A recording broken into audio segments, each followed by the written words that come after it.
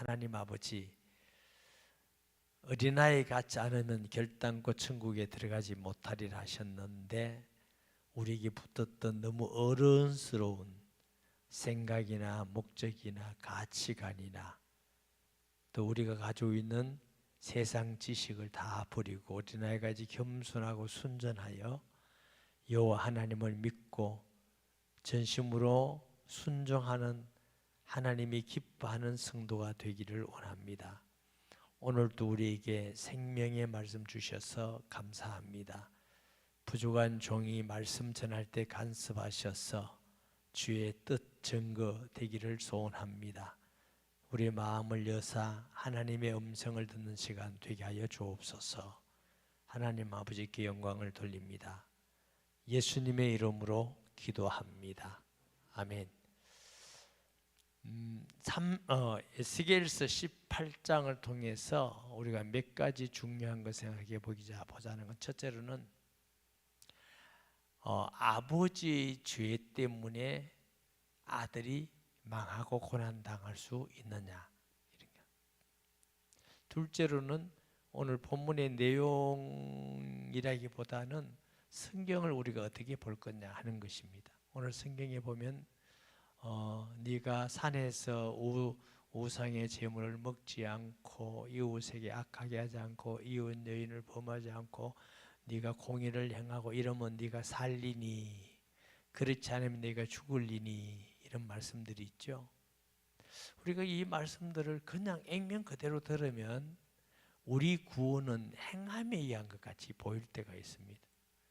그러면 성경에는 우리의 구원은 의롭게 되는 것이 행위로냐? 그렇지 않다. 믿음으로다. 이렇게 이제 우리가 로마서에도 또 히브리서에도 자세히 기록되어 있습니다. 그리고 그 증거로는 아브라함이 의롭게 된 건 행위로가 아니고 믿음으로다. 이렇게 이제 말씀하고 있습니다. 그러니까 어떻게 이 말씀을 볼 것이냐, 이런 말씀들이 있고요.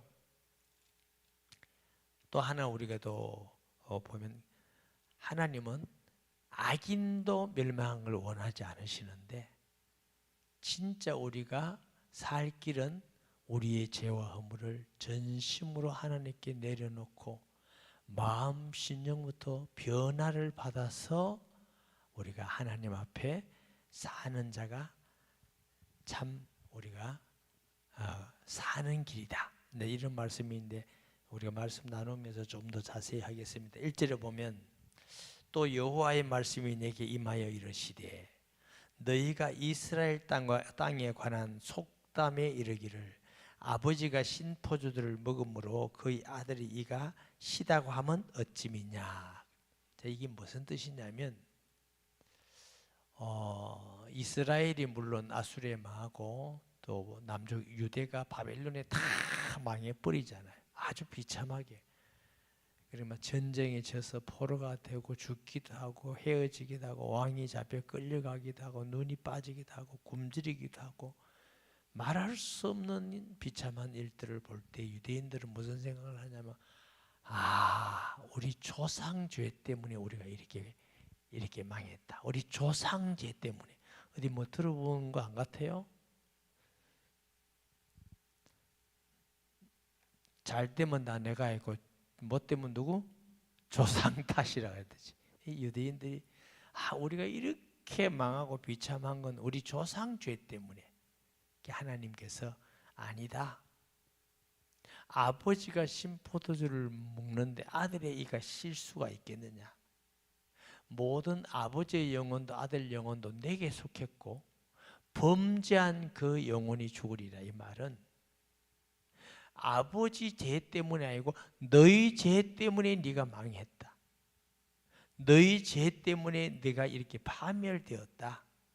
하나님 그렇게 이제 말씀하시는 겁니다. 그러면 우리가 또 성경을 여러분 읽었던 사람은 생각이 날 거예요.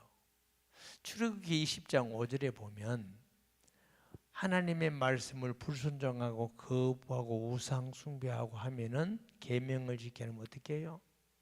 3, 4대까지 너에게 망한단 말이에요. 3, 4대까지 하나님 너에게 망한다. 그 목사님 3, 4대까지 망한다 했잖아요. 그러니까 이 A라는 사람이 죄를 지었을 때 1대, 2대, 3대, 4대. 그럼 1대, 2대, 3대, 4대는 우리 조상 때문에 이렇게 말할 수 있는 것이죠. 그렇게 이해하면 안 되고, A라는 사람이 우상 숭배하고 하나님을 거역하고 불순종하는데 이걸 보고 누가 따라해요? B가 따라해요. 그럼 B도 조상죄 때문에 아니라 자기 죄 때문이죠.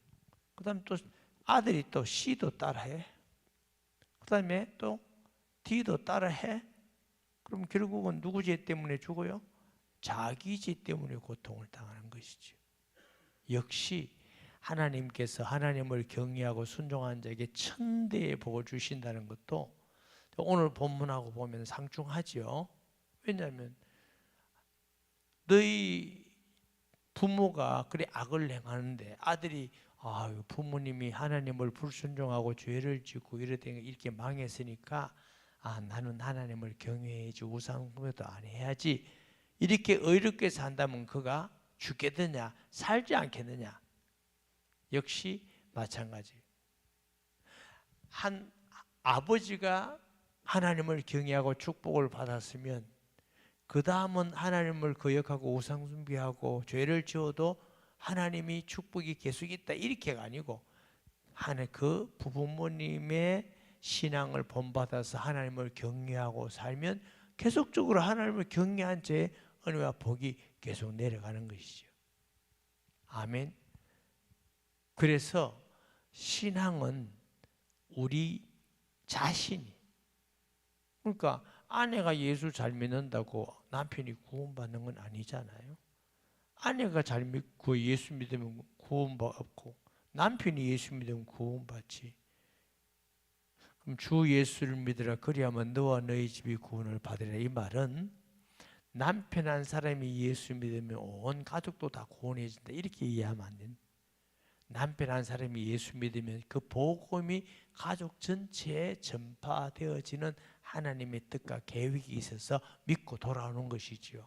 그런데 끝까지 안 믿는다. 그럼 구원 못 받는 것이죠. 믿는 집에 가족이 있다고 해서 안 믿는다고 구원받는 건 아닙니다, 여러분.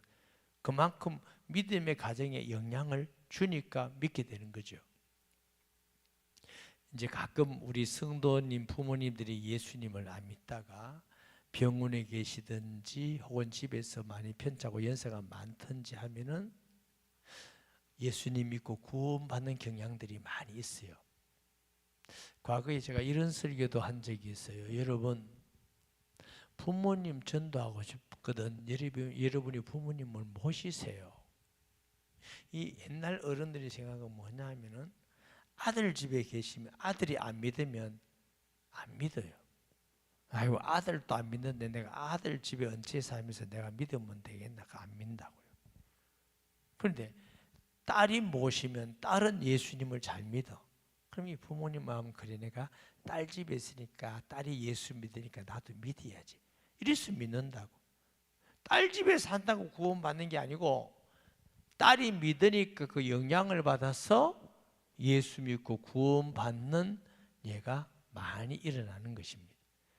그래서 예수 믿는 우리가 할 수 있다면 부모님을 우리가 모시겠다 하고 모셔서 잘 섬기는 것은 복인 줄 믿습니다. 이번 주 돌아온 주에 어버이 줄인데 이 설교 해뿌려가지고 이제 할 거 없으면 어쩔지 나도 모르겠어요. 그런데 그래서 우리가 이런 말씀들을 문자 그대로 1000대까지, 그럼 예를 들면 1001대는 안 되나 그러면? 3, 4대까지 그러면 5대는 안 되나? 그러니까 성경 말씀을 때로는 문자 그대로 선을 긋듯이 그렇게 이해하기보다는 그 믿음의 영향과 불신앙의 영향을 줌을 통해서 그게 내려가는 거죠. 그러니까 죄 자체가 내려가는 게 아니라, 아시겠죠? 자 보세요. 아담 하와가 선악과를 따먹고 범죄했어요. 그래서 옛날에 많은 사람들이 아담 하와 때문에 우리가 애인한테 막 이렇게 막 고생도 하고 뭐 우리가 노동도 하고 아담 하와 때문에 이렇게 하는 분들이 계셔요. 근데 성경적 원리는 아담 하와 때문이 아니에요. 아담이 대표이듯이 예수님도 대표잖아. 대표란 말은 우리가 거기 포함되어 있어요. 아담이 쓰라가를 따먹을 때 나도 그 허리에서 함께 따먹은 겁니다. 공동죄입니다. 예수님이 십자가에 우리를 위해서 십자가에 죽으실 때 우리가 못 박힌 거 아니잖아요. 그래서 예수를 구주로 영접할 때 예수님이 우리하고 연합되어서 나의 옛사람, 지옥 갈 옛사람이 예수 그렇게 십자가에 죽음같이 죽어버린 겁니다. 예수님이 부활한 같이 예수 안에서 우리가 새 생명을 얻은 하나님의 자녀로 태어나는 것이거든요. 그래서 한 사람으로 말미암아 이 땅에 죄가 들어오고 한 사람으로 말미암아 예수 그리스도로 말미암아 우리에게 영생이 들어온 것입니다. 그렇기 때문에 원죄가 아담 할아버지 때문이 아니라 그 뜻이 나의 죄입니다. 그래서 창세기 5장에도 보면 늘 말씀드렸죠. 아담이 하나님께 지음받을 때 하나님의 형상으로 지음받았는데 아담이 범죄한 후 자녀를 낳았는데 하나님의 형상은 간 것이었군요. 아담의 형상으로 나온 겁니다. 그러니까 아담 이후에는 모든 사람은 아담의 형상인데 그걸 보고 원죄 있는 자로 태어나는 것이다. 그러니까 우리는 태어날 때부터 원죄가 있는 자예요. 이게 나도 거기 동참된 건데 아담 때문에가 아닙니다. 아시겠죠? 아담이 제가 우리 막 유전되어서 우리는 관계없는데 내려오고 그런 건 아니다. 그래서 그렇게 이해하시면 좋겠다. 그래서 여호와의 말씀이 내게 임하여 이르시되 3절에 주 여호와의 말씀이다. 내가 나의 삶을 두고 맹세하노니 하나님이 내가 확실히 이걸 이루겠다 할 때 최고의 맹세가 뭐냐면 나를 두고 내 삶을 두고 맹세하노니. 사람이 맹세할 때는 자기보다 큰 사람 두고 맹세하잖아요. 그런데 하나님은 하나님보다 더 큰 분이 있어요, 없어요? 없으니까 나를 두고 맹세한다는 것은 하나님이 정말 엄격하게 난 정말 그렇게 할 거다 이런 말씀이에요. 두고 맹세하니 너희가 이스라엘 가운데서 다시는 속담을 쓰지 못하게 되려. 무슨 속담? 아버지가 신 포도주를 먹었는데 아들의 이도 시다. 이런 속담을 쓰지 마라. 그거 옳지 않다. 저와 여러분들도 뭘 약속인 거 꼭 믿게 하기 위해서 내 그때 돈 안 갚아주면 손에 장 찢는다 이런 거 하지 말라고. 머리도 하나도 희고 검게 못하고 우리는 그런 능력이 없어요. 있다 아니다 예 이렇게 말하라는 것입니다. 그래서 그게 진실한 사람의 대답이지 내가 무엇이 할 수 있는 것 같이 하는 것은 교만입니다. 우리가 하나도 할 수 있는 게 별로 없어요. 우리가 돌아갈 때 여러분 안전하게 다 돌아가리라 믿습니다만 안전하게 다 돌아가리라고 믿지만 돌아가다가 다리 다치고 발 다치고 하는 사람은 어쩔 거예요? 생각도 안 했잖아. 오늘도 우리 집사님 한 분이 다리가 편찮아서 병원에 계시대서 전날에 오니까 다리에 무슨 이게 무슨 날개 같은 게 있다네. 그게 인대가 터져가지고 그렇다면서 그렇게 했는데 제가 그럴 줄 몰랐다는 거죠. 그럼 모르죠. 그러니까 매일매일 우리가 살아가는 게 기적이고 예배 드릴 수 있다는 것도 기적이고 코에 호흡할 수 있다는 것도 기적, 하나님의 은혜입니다. 이 내 마음대로 우리가 조심해야 되는 건 맞지만은 그러나 내 마음대로 할 수 있다고 해서 할 수 있는 존재가 아니라는 걸 우리가 심각하게 생각하셔야 됩니다. 그래서 우리는 하나님을 믿고 여호와 하나님의 도움을 바라고 하나님을 의지하고 하나님께 영광 돌리고 살아야 되는 일인 줄 믿습니다. 4절에 보면 모든 영혼이 다 내게 속한지라 아버지의 영혼이 내게 속함같이 그의 아들 영혼도 내게 속하였나니 범죄하는 그 영혼은 죽으리라. 각각의 영혼이 다 하나님께 속했다는 것입니다. 그걸 우리가 알 수 있는 건 아버지가 자식에게 막 살인을 해도 그건 살인죄입니다. 내가 낳았으니까가 아닙니다. 각각이 다 한 사람의 인권을 하나님 앞에 가지고 있는 줄 믿습니다. 그래서 각각이 다 예수 믿고 아버지가 죄를 지어본 그 죄 때문에 아버지가 하나님께 심판을 받지. 아들이 심판을 받으면 공의롭지 않는 거잖아요. 사람이 만일 의로워서 정의와 공의를 따라 행하며 산 위에서 재물을 먹지 않으면, 산 위에서 재물을 먹지 않는 말은 등산 가서 밥 안 먹고 내려온다 그런 뜻이 아닙니다. 산에서 왜 올라갔습니까? 우상 숭배하려고, 귀신 섬기려고 올라간 겁니다. 산 위에서 재물을 먹지 않는다 말은 우상 숭배하지 아니하고, 보세요. 이스라엘 족속의 우상에게 눈길을 들지 아니하며 이웃의 아내를 더럽히지 아니하며 월경 중에 있는 여인을 가까이 하지 않으며, 이렇게 보면 하나님 말씀에 가늠하지 말라 이 말씀도 있고, 월경 중에 있는 여인을 가까이 하지 않으며 이 말씀은 비록 그 아내라 할지라도 성적 문제는 강제로 성관계를 하겠다는 것은 이때 당시만 하더라도 하나님께 죄 없다, 아니까 성폭행이다, 요즘 시기의 표현입니다. 그것도 하나님께 죄라는 거예요. 그래서 하나님께서는 여성의 인권도 상당히 여기에도 벌써 보장해 주고 있음을 우리가 알게 되는 것입니다. 7절에 사람을 학대하지 않으며 빚진 자의 저당물을 돌려주지 않으며 강탈하지 않으며 줄인 자에게 음식물을 주며 벗은 자에게 옷을 입히며 별리로 하여 구워주지 아니하며 이자를 받지 아니하며 스스로 손을 금하여 죄를 짓지 아니하며 사람과 사람 사이에 진실하게 판단하며 내 율례를 따르며 내 규례를 지켜 진실하게 행할진대 그는 의인이니 반드시 살리라. 주 여호와의 말씀이니라.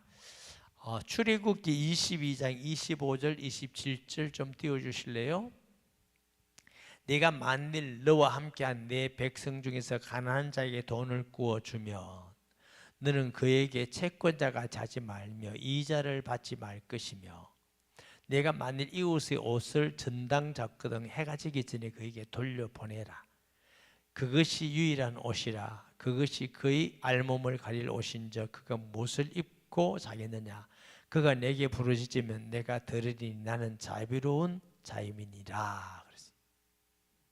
하나님께서는 옷을 저당 잡는다든가 돈 고리 대금 같이 이자를 받는다든가 일하고 품삯을 안 준다든가 이런 걸 하나님 굉장히 책망하십니다. 왜?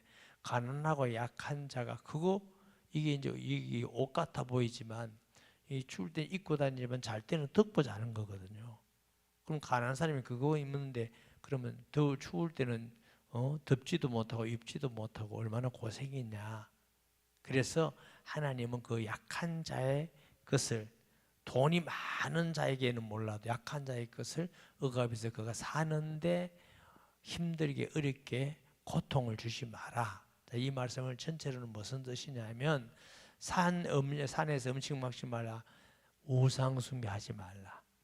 계명입니다. 10계명.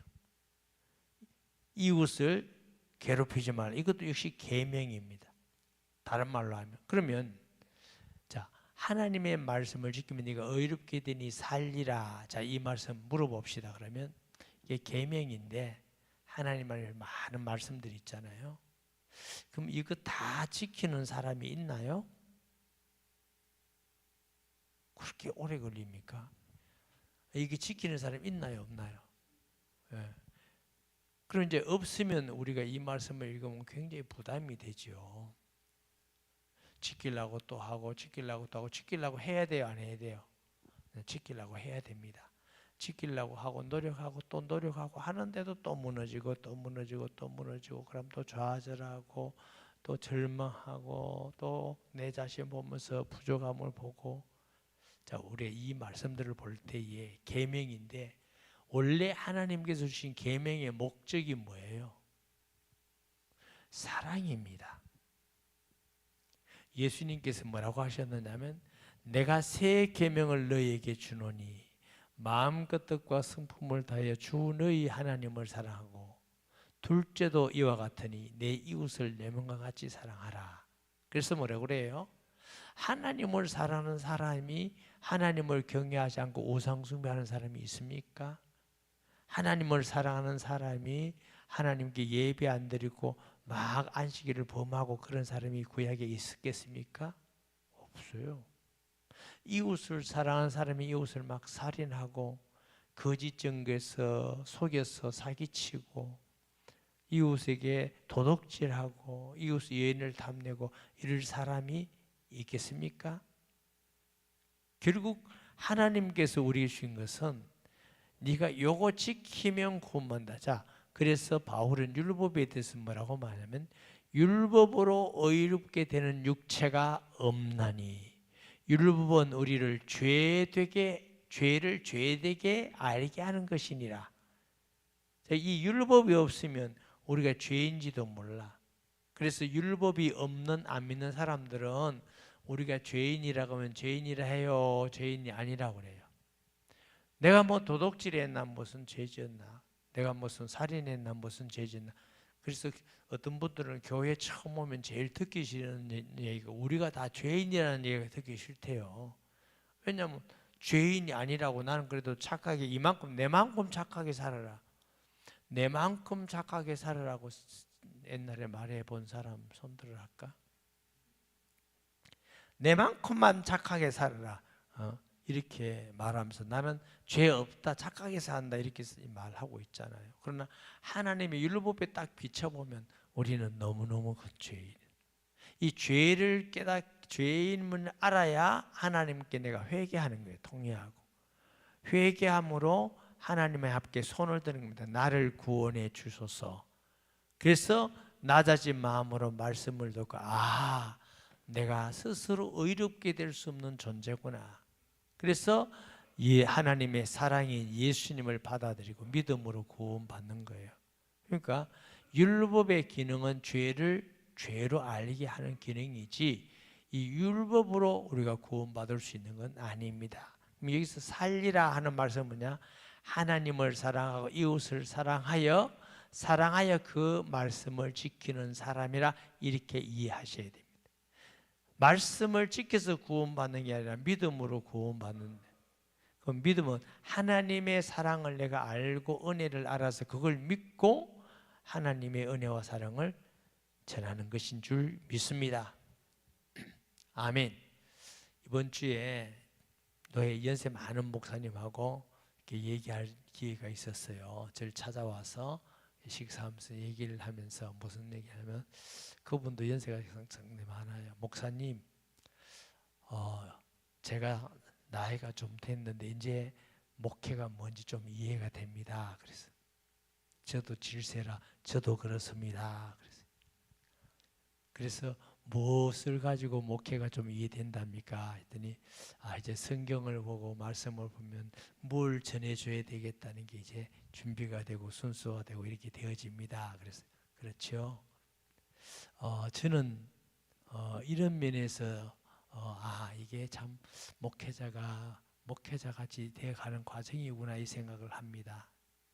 하나님의 사랑을 내가 이제 조금씩 다 알게 되고 그리스도를 주신 하나님의 사랑을 더 느끼고 깨닫고 성도 한 명이 하나님이 얼마나 사랑하시는지 십자가에 그 하늘 영광 버리고 십자가에 죽기까지 하고 한 사람 한 사람을 하나님이 사랑하고 구원한 걸 아니까 저 성도가 하나님 볼 때 저렇게 소중하고 사랑스럽고 귀한 존재구나 이게 느껴지니까 성도가 소중하고 성도가 정말 마음으로 사랑스러워지고 그렇게 귀하게 보여집니다. 그래서 나는 이런 마음으로 목회자가 돼가는갑다 이런 생각을 하고 있습니다.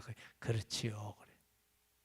목사님 그러면 60 몇 살 때, 50 몇 살 때, 40 몇 살 때 안 그랬습니까? 그래 했는데 그게 찔한 게 틀립니다.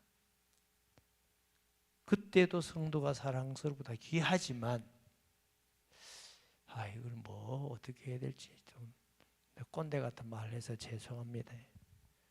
이게 이제 할머니 할아버지가 이런 말 들어보셨어요?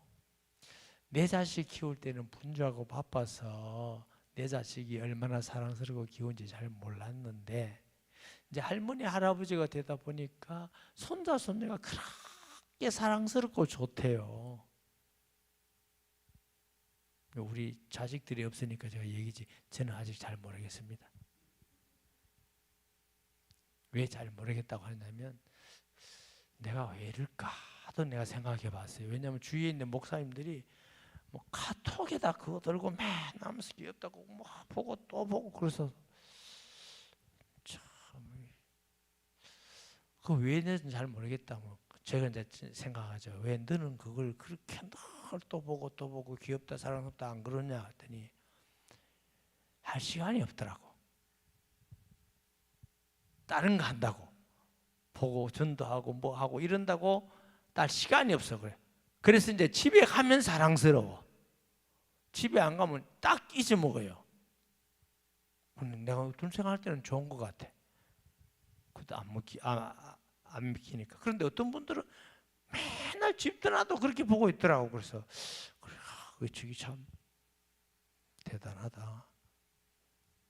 그래서 그 할아버지들이 손자 손녀를 정말 사랑하는 마음이 있겠다는 생각을 저는 해봐요.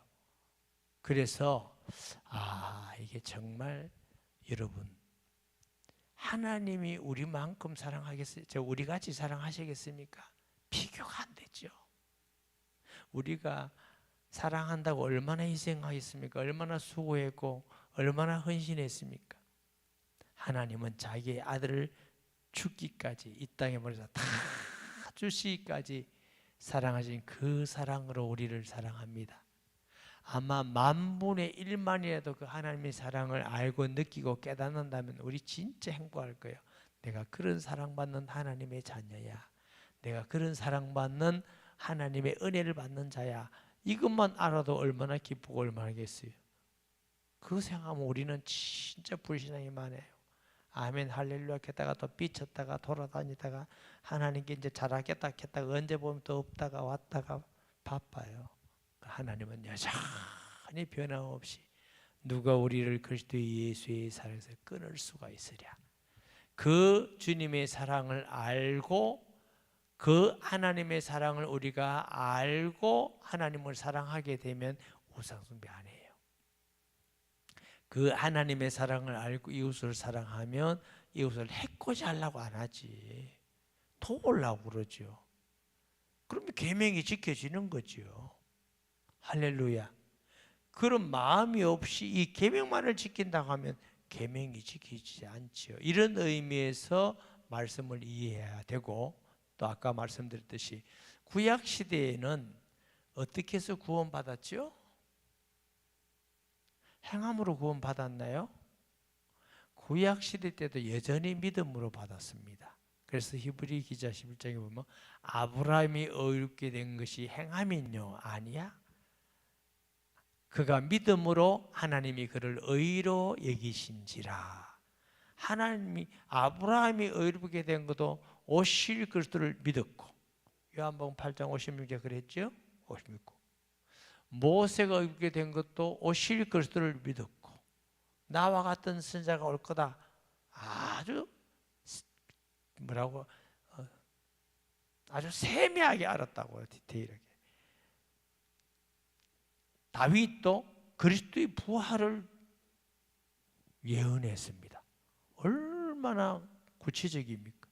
저는 시편을 읽으면서요, 제가 86년도 수요일 예배에 시편을 강의했습니다. 시편을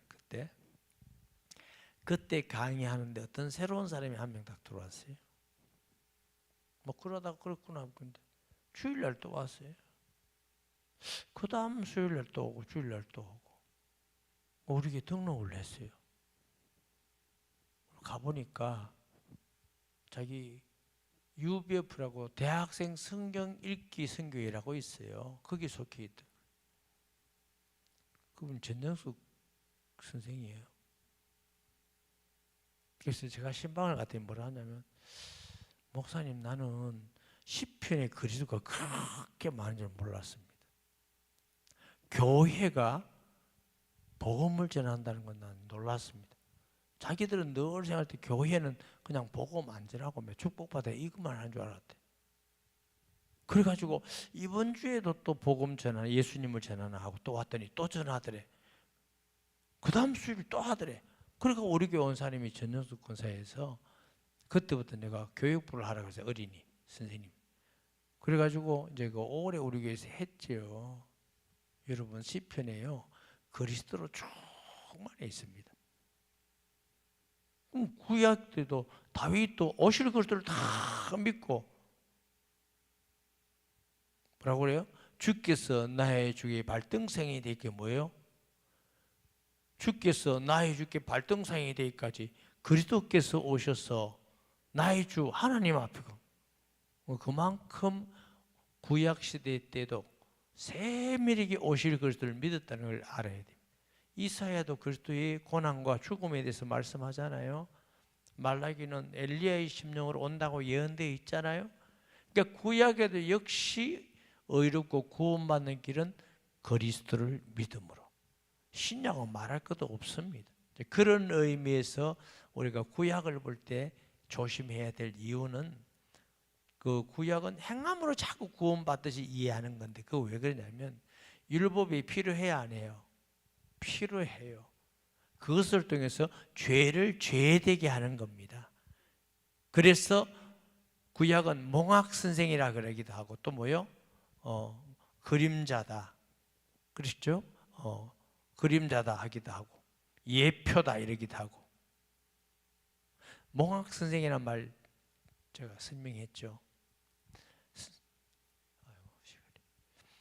이 부잣집에 아들이 있어요. 부잣집에 아들인데 너무너무 늦게 나서 어려요. 근데 옛날에는 당시 유대인들에게는 종 중에서도 인격이 좋고 학문이 뛰어난 종들이 있어서 신분이 종이지. 그래서 이 아이를 가르치는 선생님을 종을 시켜서 종이 선생님이야. 도련님 공부합시다. 우리나라도 왕자 같은 사람 공부하는 사람 그렇게 하잖아요. 그러니까 공부해요. 그러니까 이 아들은 이 선생님 보고 선생님이 그러죠. 이 아들이 다 자라면 어떻게 해요? 주인이 돼. 선생님은 종이 돼. 요 선생을 몽학 선생이라고 그래요.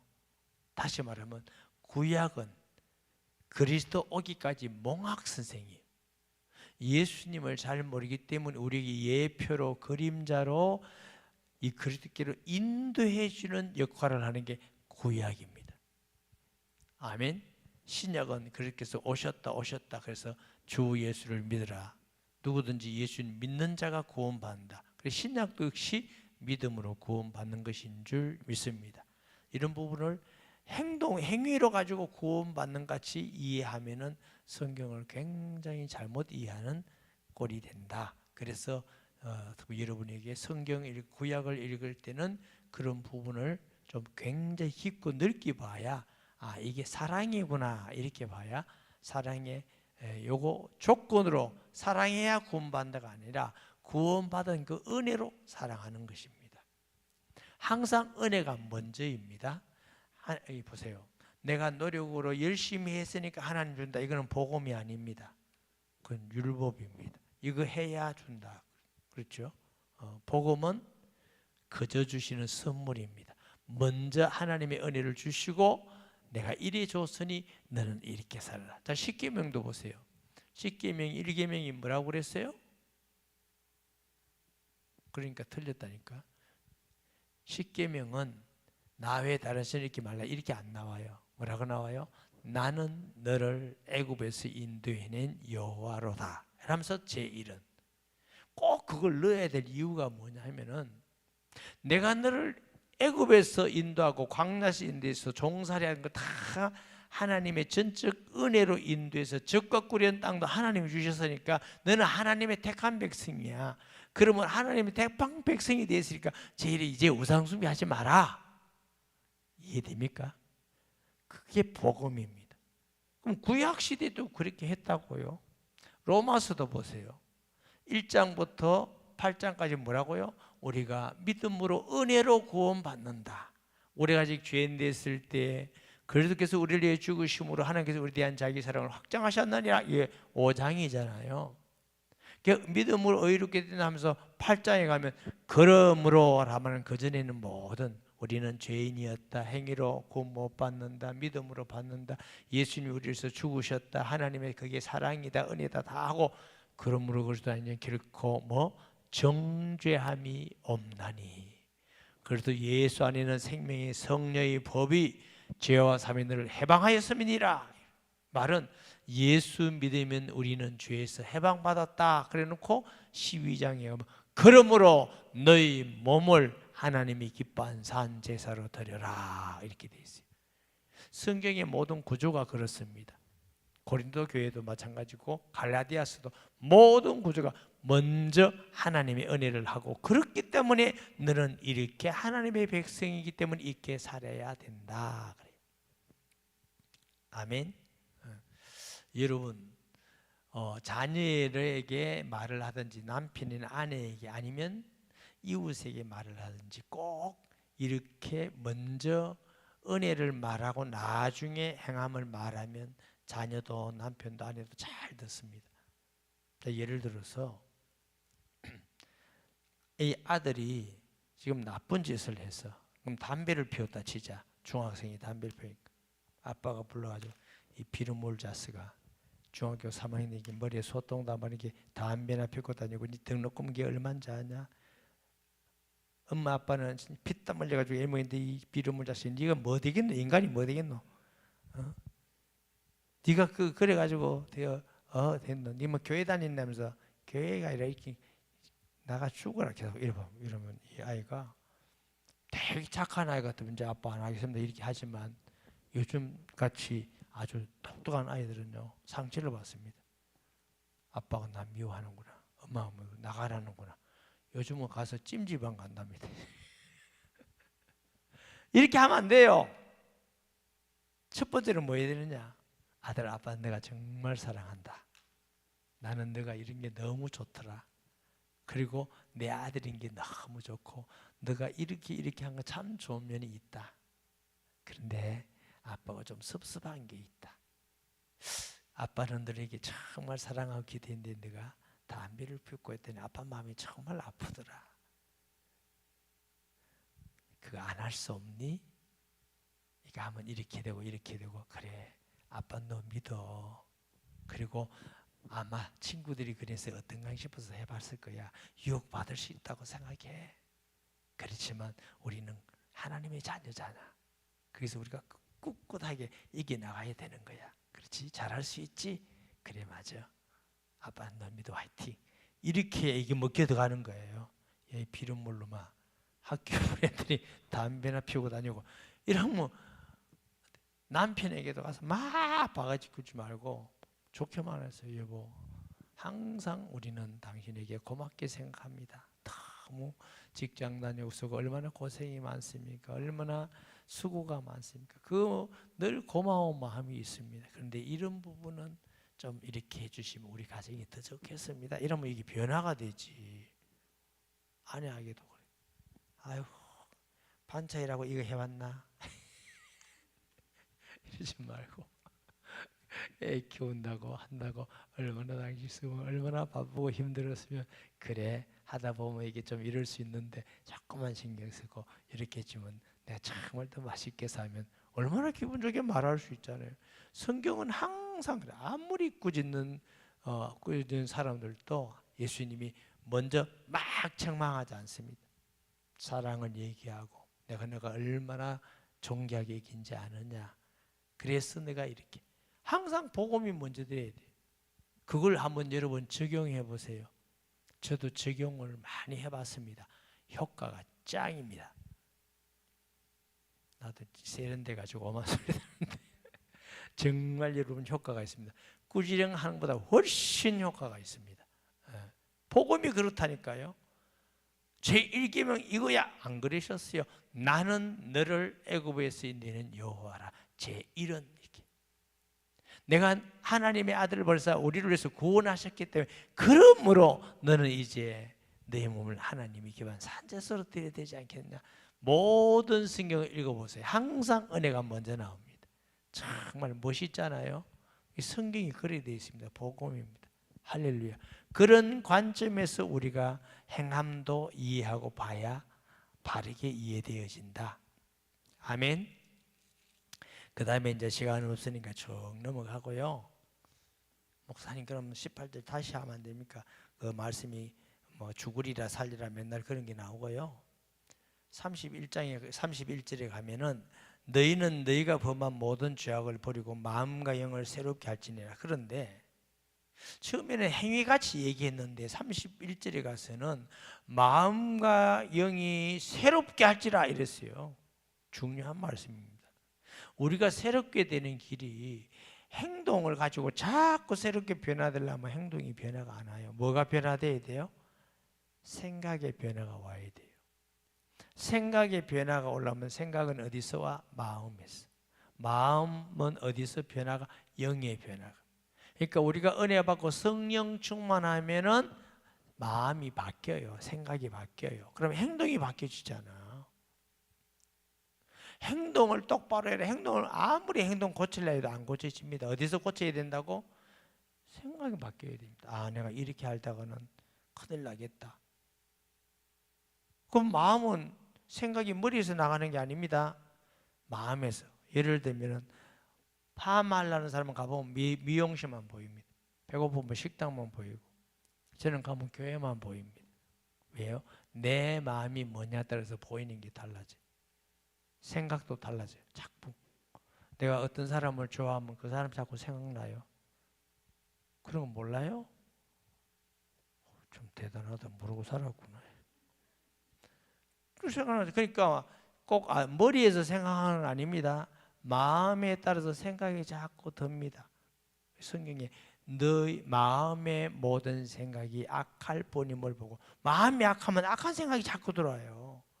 하나님의 은혜 받고 성령 충만하면 하나님이 기뻐하는 생각을 자꾸 든다고요. 그러면 그 사람이 하나님이 기뻐하는 일을 자꾸 이렇게 하면은 이 사람 복 있는 사람이구나. 왜? 그 마음이 하나님을 기쁘게 하는 소원이 있기 때문에 그래요. 그런데 자꾸 이상한 거 한다. 마음이 그래서 그래요. 무릇 지킬 만한 것보다 뭘 지키라고? 내 마음을 지키라. 그럼 마음을 어떻게 지켜요? 기둥을 세울까? 여기 하나, 여기 하나, 여기 기둥을 세워요. 그래서 하나님 앞에 말씀과 기도와 셀 교회와 우리 삶의 현장을 통해서 성령의 충만함을 받으라. 성령이 충만하면, 성령은 누구요? 하나님 충만이죠. 하나님 충만해지면 우리 마음이 생각이 가장 하나님께 가까이 가요. 아시겠어요? 기도할 때도 하나님 뜻대로 하라 이 말은, 성경에 내 이름으로 기도하면 내가 시행하리라 이 말은 기도하면 무조건 응답 주겠다 이런 의미잖아요. 지금까지는 너희가 내 이름으로 아무도 구하지 않지만 구하라 그럼 받으리 너희 기쁨 충만하라 이 말은 예수님 영접하고 성령이만 다 구하라 이런 말씀이에요. 그런데 그 말씀만 있는 게 아니에요. 항상 모든 것 주시리라고 할 때는 몇 가지 약속이 있어요. 너희는 먼저 그 나라와 의를 구하라. 약속이 있잖아. 먼저 그 나라와 의를. 둘째, 하나님 뜻대로 구하라 이런 게 있어요. 그럼 내가 다 주겠다 그래요. 네가 안에 내 말이 너희 안에 있으면 네가 무엇이든지 말은 말씀대로 순종해 살면 네가 뭐든지 다 주겠다 할 때는 뭐냐? 하나님의 뜻 순종해라. 또 뭐요? 먼저 그 나라 이러거라. 그게 약속이 다 있어요. 그러면 우리가 하나님의 뜻대로 어떻게 구해요? 성령에 충만하면 내 뜻이 하나님 뜻하고 제일 가까워져 갑니다. 내 마음이. 그러면 그 사람이 구하는 게 하나님 뜻에 합당하게 구하게 돼요. 그럼 응답 주게 돼 있지요. 그러니까 그런 사람은, 그런 은혜와 받은 사람은 무엇이든지 응답 다 주시는 거예요. 왜? 하나님 뜻대로 자꾸 이루시니까. 아멘. 그런 신앙이면 얼마나 좋겠어요. 하나님이 안 주는 게 아니고 약속대로 하나님이 구해야지. 하나님 아무거나 준다고 구원한다고 그랬어요.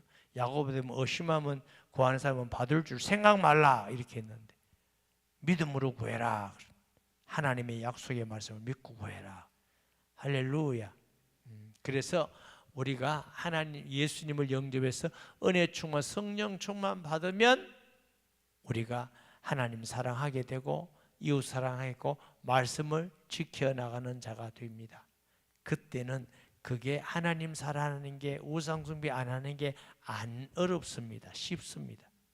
하나님을 사랑하는 사람이 우상 숭배 안 하는 거 어려울까요? 쉬울까요? 내가 어려운 질문했나요? 하나님을 사랑하면 우상 숭배 안 하는 게 어려울까요? 쉬울까요? 쉽지. 이웃을 사랑하면 이웃 물건 도둑질 안 하는 게 쉬울까요? 어려울까요? 쉽지. 그러니까 우리가 하나님 사랑하지 않고 이웃을 사랑하지 않는데 계명을 지키려니까 어려운 거예요. 그게 성경에 요한일서 계명은 무거운 것이 아니로되, 그런데 우리는 계명이 때로는 굉장히 무게 짐같이 하잖아요. 아우 힘들어. 왜 그래 힘들어요? 사랑하지 않기 때문에 힘든 거예요. 사랑하면 계명이 힘들지 않습니다. 부모를 공경하는 사람은 부모를 공경하라는 말씀이 힘들까요? 즐거울까요? 성경에 이런 말씀도 있구나. 너무 감사하구나. 이래 되지. 하여튼 부모한테 공경하기 부모가 미워 죽겠어. 어떻게 하면 부모 재산이나 좀 홀까 낼까 싶고, 그런데 가득한데 부모를 공경하라 하면 아이씨, 이게 안 되는 거야. 그러니까 말씀이 틀린 게 아니고 그 사람이 틀려서 그래. 그 사람이. 우리가 마음이 새롭게 되고 성령의 은혜를 받으면 하나님을 사랑하고 계명을 지키고 이웃에 대한 계명을 지키는 자가 되기 때문에 그런 사람은 당연히 의로운 거죠. 구원받는 자가 되는 줄 믿습니다. 우리 힘으로 되잖아요. 하나님은 악한 자까지 멸망하는 걸 원하지 않아. 다 회개하고 돌아와서 구원받기를 원해요. 하나님은 선하신 분인 줄 믿습니다. 악인이 막 심판받고 지옥 가는 거 하나님 원하지 않은데. 디모데후서 2장 4절에 모든 사람이 진리를 알며 구원받기를 원하는, 하나님은 다 구원받기를 원합니다. 할렐루야. 그런 하나님이 우리 아버지인 줄 믿습니다. 말씀 기억하면서 통성기도합니다. 거룩하신 아버지 하나님, 은혜를 감사드립니다. 전적 하나님의 은혜로 우리가 자녀되었고 하나님께서 주시는 은혜와 힘으로 여기까지 오게 된 것 감사합니다. 복된 자들 복을 주시옵소서.